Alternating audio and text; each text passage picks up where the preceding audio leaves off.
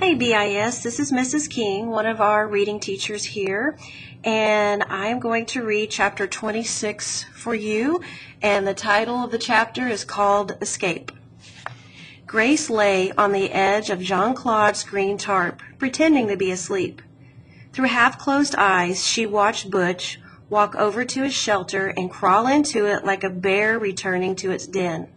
The two men sat by the fire quarreling about who would take the first guard duty. They finally settled it by cutting cards. Felipe lost with the 3 of diamonds to Jacques' jack of hearts. Soon the night animal's sounds were mingled with Butch and Jacques' snores, and Felipe shuffling the deck of cards over and over again. If he didn't stop shuffling and fall asleep soon, Grace knew her plan was doomed. An hour passed, and the monotonous shuffling continued. She had put enough sleeping pill powder into their eggs to put 3 gorillas to sleep, but now she was worried that the powder hadn't mixed evenly and Felipe hadn't gotten his share. She lay perfectly still, using Laurel's gaze anchoring technique to help pass the time and dull her terror. At the end of the wire, she saw herself safely back at the Cryptos with Marty, Wolf, and Laurel. They were gathered in the living room, looking out the window at the Pacific Ocean. Oddly, boarding school was no longer in the picture. She couldn't imagine going back there now that she knew that Wolf was her father. She recalled the first time he had seen her and his look of astonishment, and the following morning when she caught him crying on the sofa in the library. How was he going to explain everything that had happened? No wonder he had been so awkward around her. The shuffling finally came to a stop. Very slowly, she turned her head and breathed a sigh of relief. Felipe was slumped over and sound asleep. Grace got to her feet and started toward Butch's crude shelter. Mazelito moved through the jungle like a ghost, ducking under branches and clambering over fallen trees without a sound. Marty followed like a derailed locomotive engine, breaking branches, tripping, cursing, and hoping Mazelito was leading him to Grace. He still wasn't sure if his guide understood the big picture.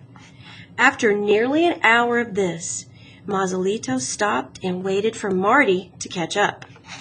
Mazelito pointed to his pack and motioned for him to take it off. At first, Marty thought he was offering to carry it for him, which he didn't think was a good idea.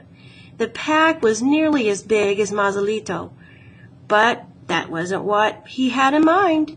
He took the pack and scraped it along trees and vines and pointed to his ear. "I get it," Marty said. "It makes too much noise." Mazelito hung it on a branch, then pointed to Marty's machete. Marty shook his head. "No way. I need it to get through the jungle." Mazelito made wild slashing movement with his arm and again pointed to his ear. Marty sighed and hung the machete next to the pack. Mazelito squinted at him, then covered his eyes in mock pain as if he were being blinded.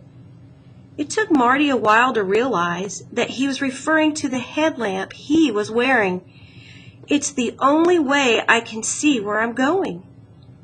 Mazelito continued his blind man charade. Okay, I'll compromise.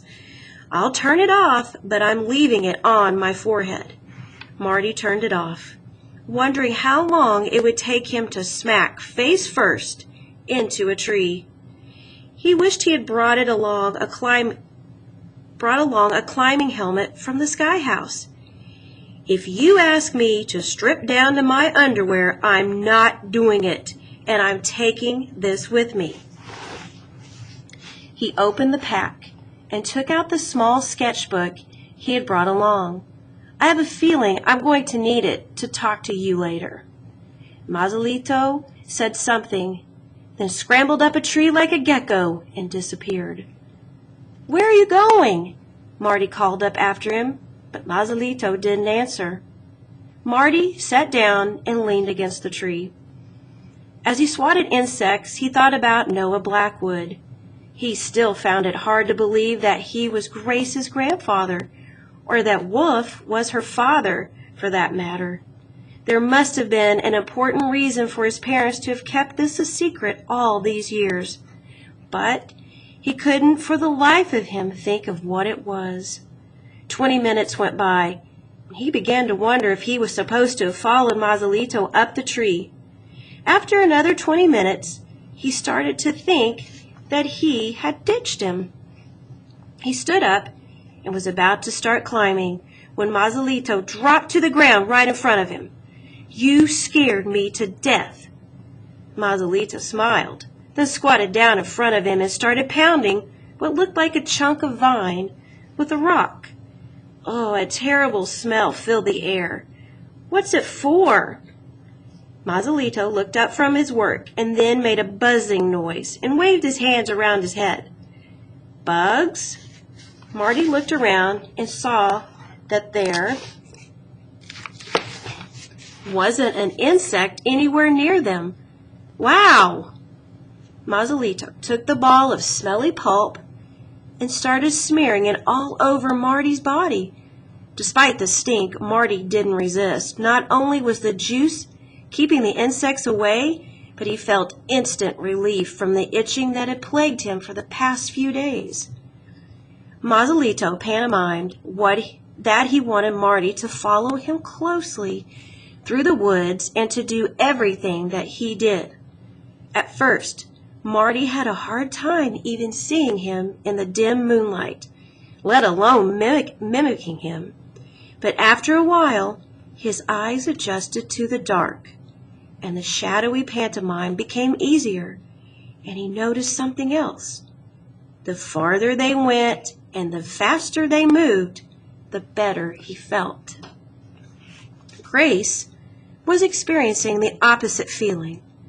She was in Butch's shelter, so close to him she could smell his breath.